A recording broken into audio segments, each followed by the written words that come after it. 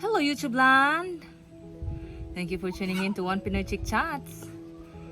It's herding time here. We're late. But that's because it's so hot and bright here in the farm. It is just so bright. So that explains these shades. William is just under the shade with my kids. Oh, now he's taking them all out. Except the babies. It's just too hot. And I have one kid left here at my back. This is Bongbong Junior. He's injured at the moment.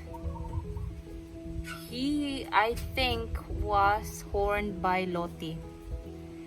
Yesterday, he was horned, but I was there, so like Lottie kind of hold back a little bit.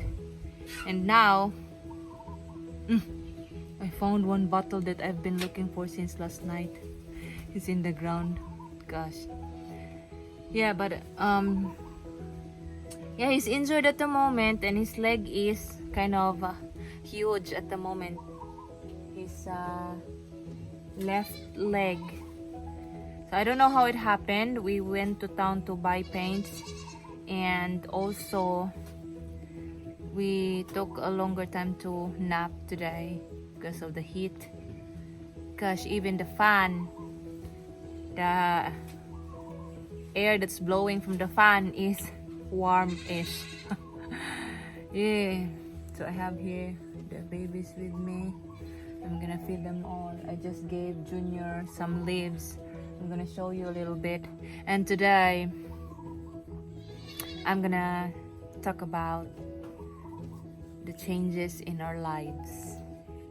Not because we lost the pigs, not for anything else, but having triplets.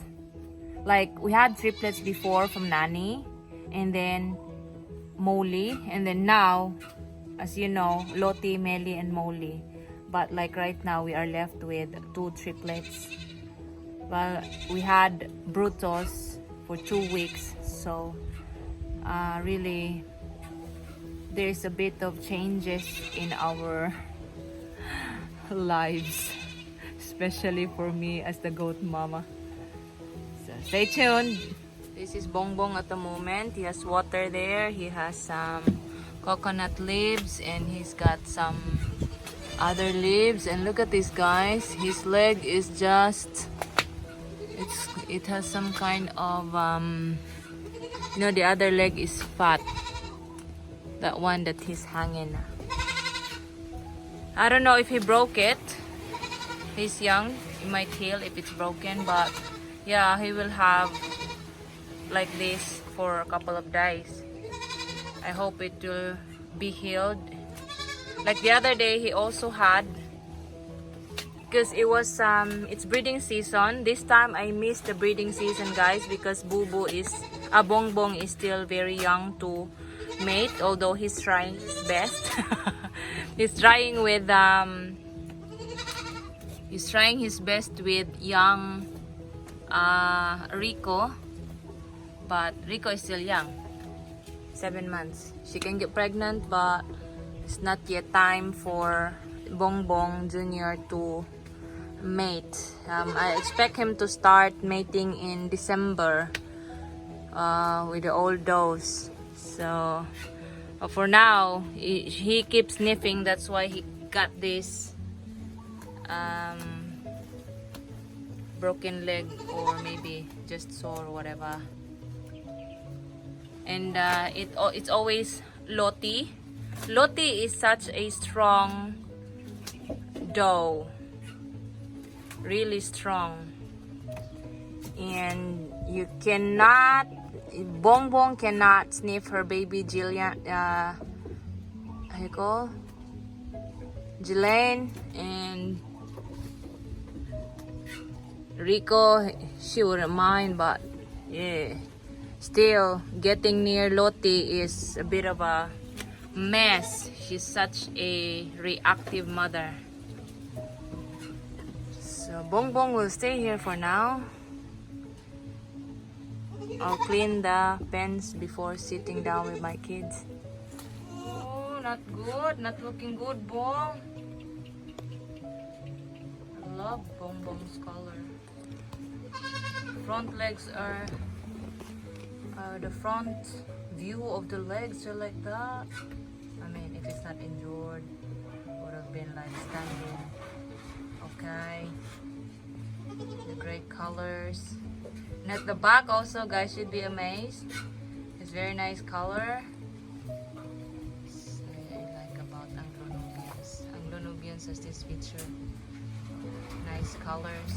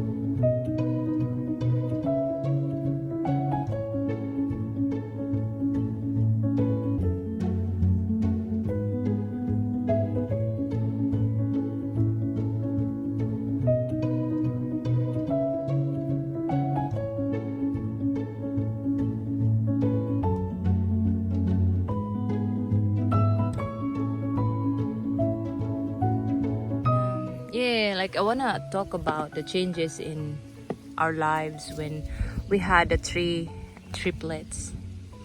Like when they were pregnant, the four of them, Melly, Molly, Lottie, and Sina. I was thinking maybe I will just have like 7 or 8, but yeah, 7 because Sina is really looking small-ish, so I really expect her to just have 1, being a first-timer mom and with the size of her belly. So like I didn't expect them to have, you know, the other mothers to have all triplets. Yeah, that was a surprise. You know. And with Melly and Lottie, that was really a surprise that for the first time they have their triplets.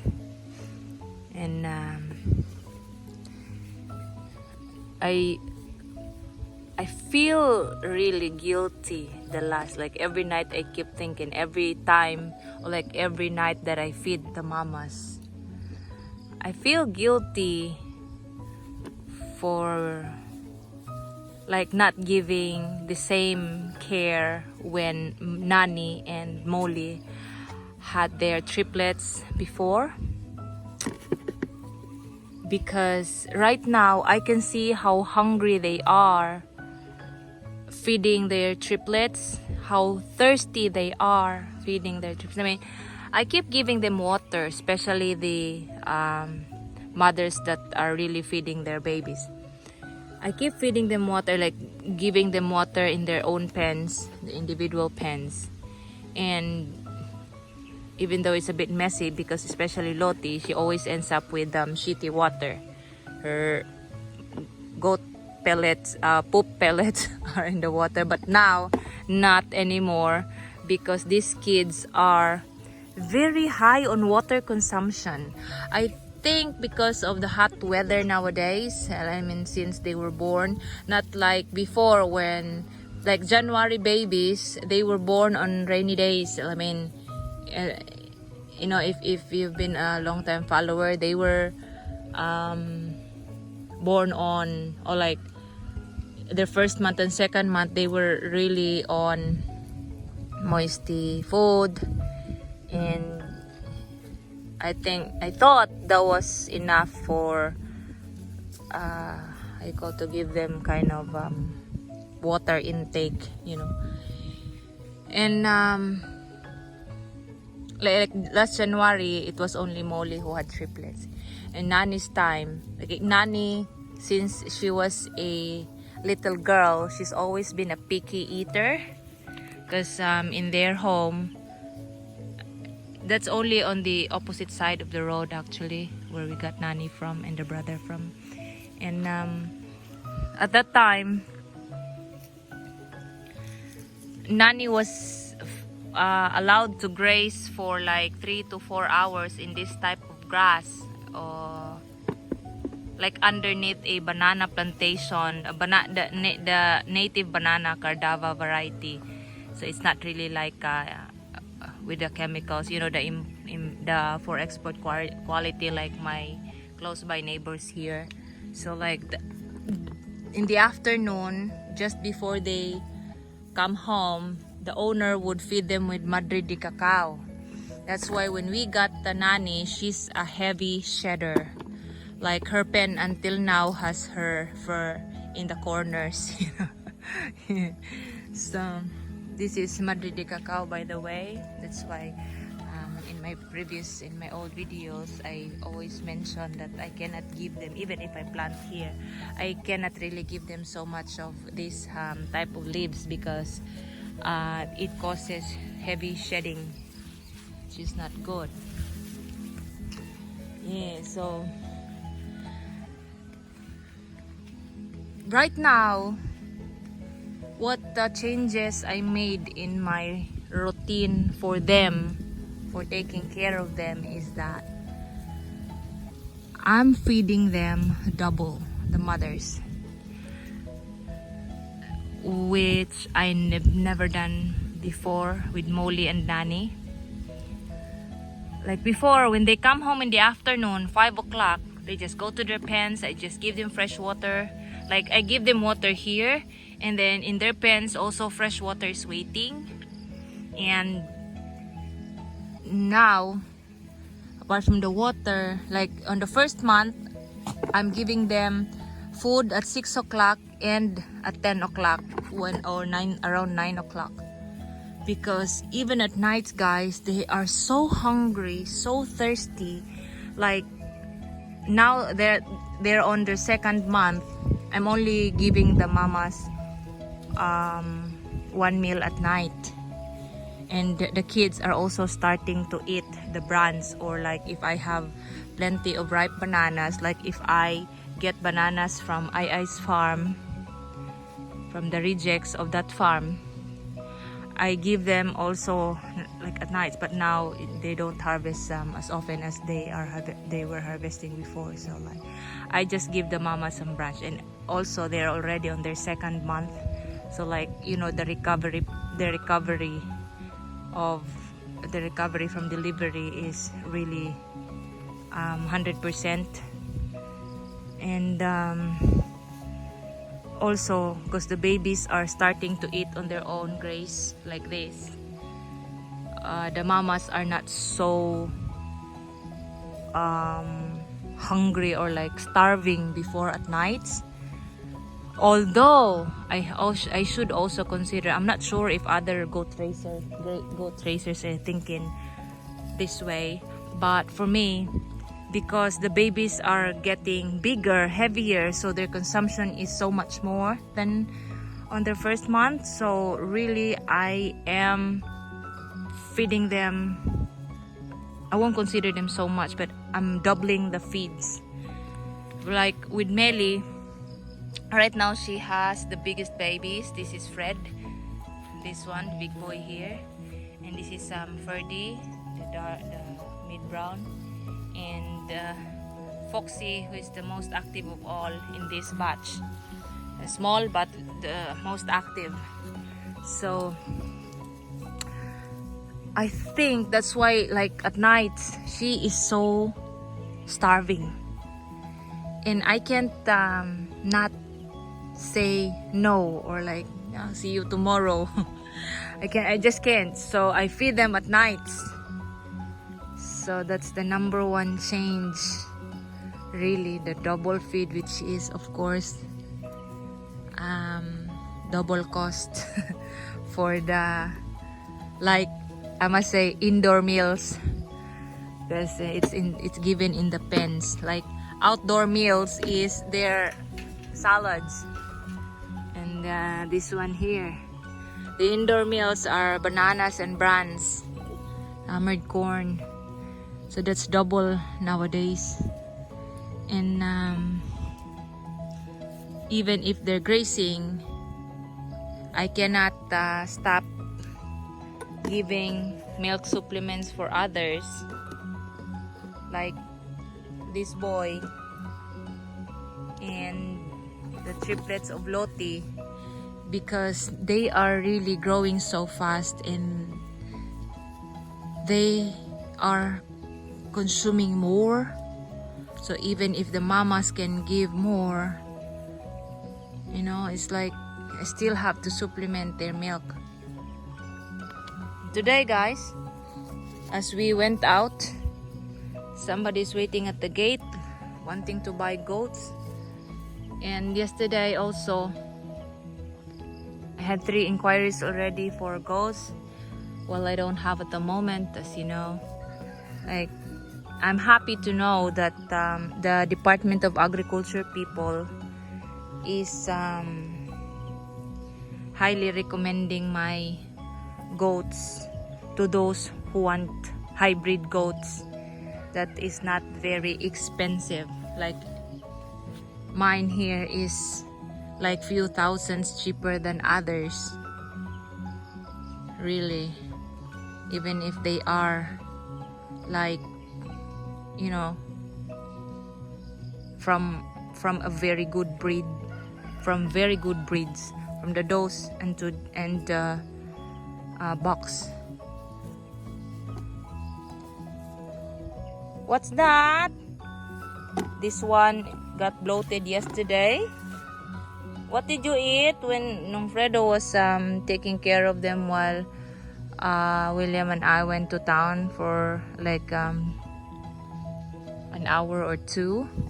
And then when I come back, I thought, because she was drinking milk from, like, sucking her mama's tits, so I thought she was so full from her mama's milk, which, like, really I'm not sure of if Sina has milk, but like she was still sucking her mama's tits. So I was thinking, Sina has so much milk.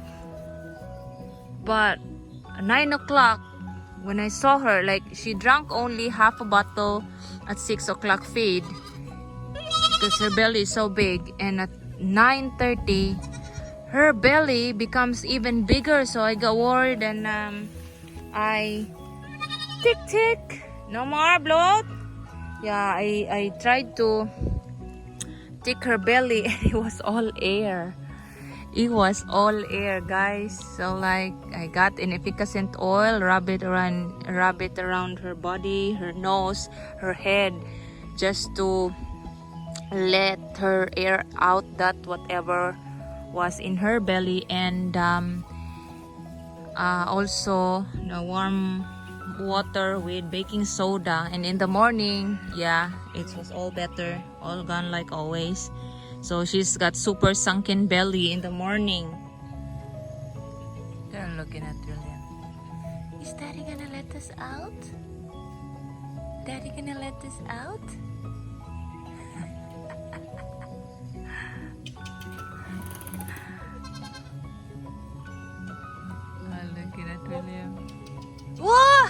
Daddy's calling. Go on na. Out na, out. Come on, come on. Sige na. Come on. Mama's here. Come on, babies. Come on. Yay! Okay na, Jeffrey.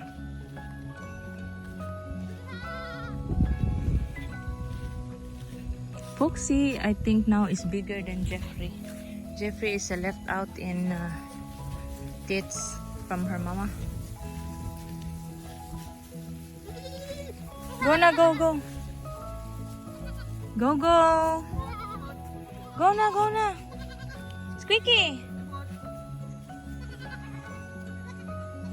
That's due to raising these goats is we are spending more for the feeds of these guys here. Like we feed them more, we buy more. Sometimes I get savings when I get the bananas from our farm, but it's not all the time. We chop down a lot of bananas here because of mosquitoes during rainy years back in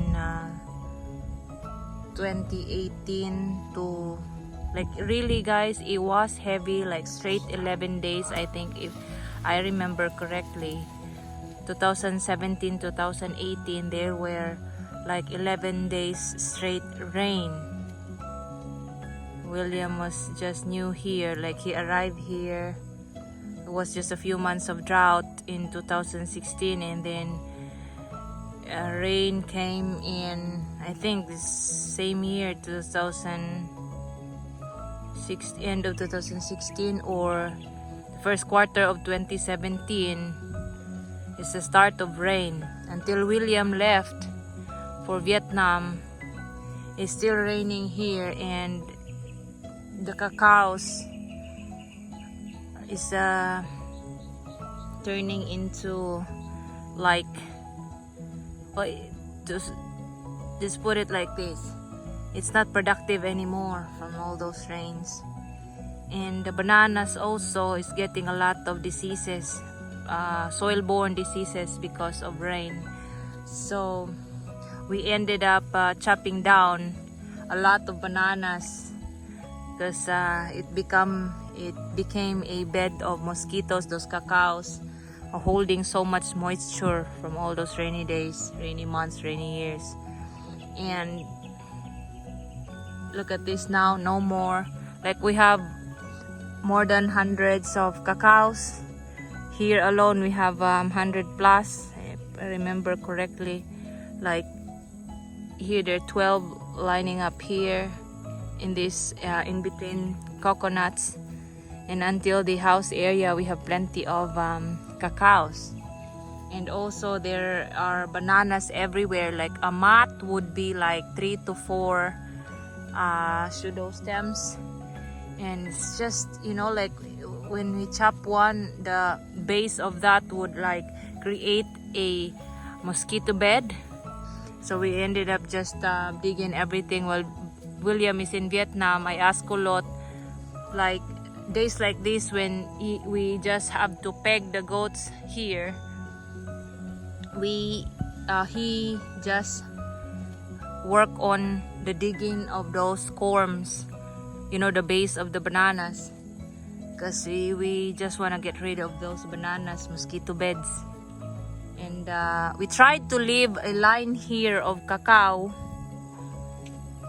just to put a barrier to our farm, like, you know, from this real estate. It wasn't a real estate property back then, it was a rice field. And we tried to retain few cacao trees there, but eventually when it became a when they sold it off and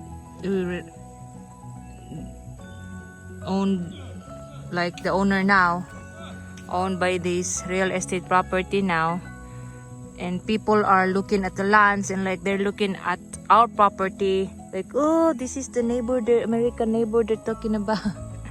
You know, they call all Westerns Americans. So like, we kind of decided to just chop all those cacaos down, so it's so clear.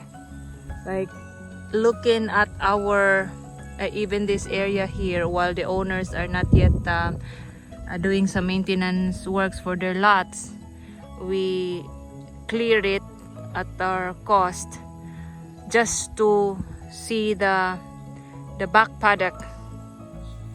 Wow, Molly's got that big chunk of leaf, bunch of leaves there. How long can she eat that?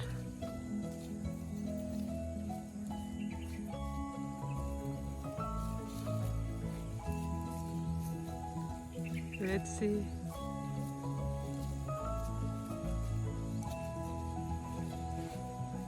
It's olive. Oh wow, Mol! It's a great munch, Mol!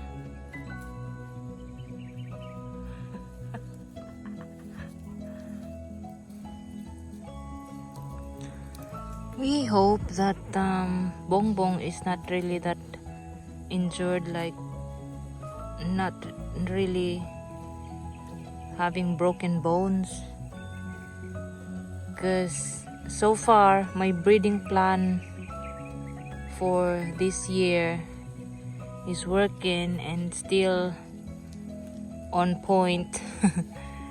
and if he won't be able to mate with them in November and December, then the whole program for the next year will be in mess, or I would need to have another buck. So what I realized, really, having triplets is not an easy job. Even if they have, like Melly has 4 nipples, Molly has 3 nipples. I mean, she has 4 nipples, but only 3 are producing milk. It's still not, you know, like, it's a total different care for like having them, or having the dose with triplets. It's more time spent, more feeds to be consumed,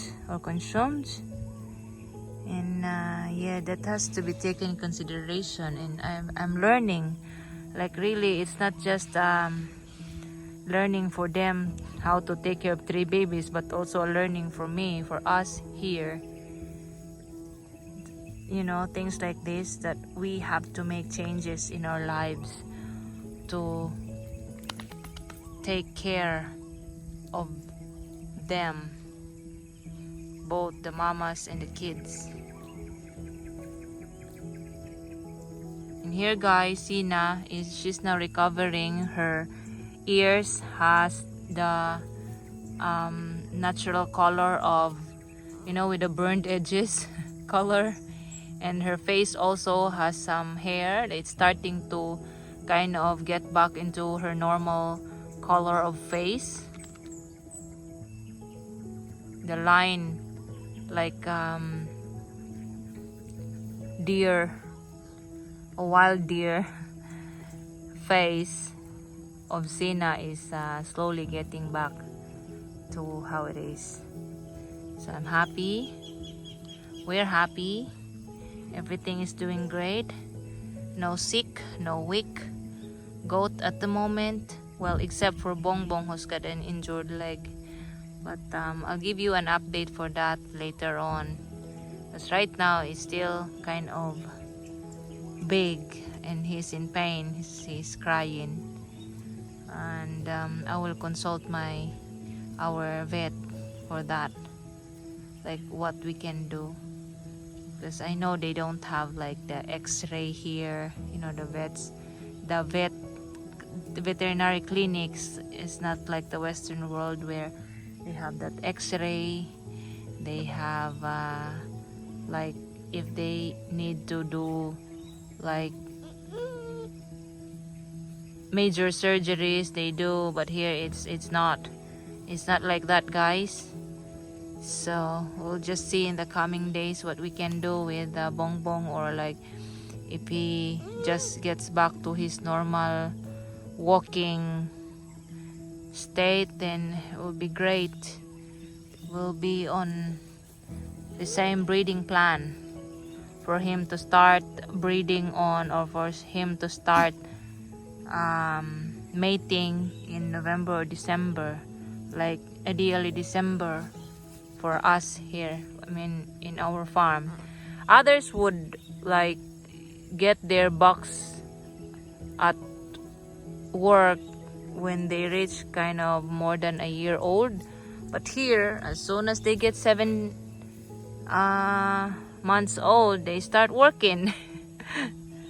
So I'm not sure in other countries how they, like at what age they start getting them to work. Here it's usually at 7 months old. In Bongbong's case, it's in December. Like he's born May 2, June, July, August, September, October, December. Yeah. So hopefully we'll still be on our breeding plan for this year, next year. So thank you for watching, guys. I think I must end this because this little boy is already sleeping on my arm, while the mama is still out there eating, back to eating, not even feeding them. So this boy is tired and hungry. Poor boy. I have a little milk left. I think I should feed him. Sometimes I just really like leave them starving. I mean, not super starving, but you know, like a longer waiting time for their mamas to feed them, because they need their mama's milk more than that foster milk. So I want the mamas to do their jobs, not the foster milk. Baby? Huh?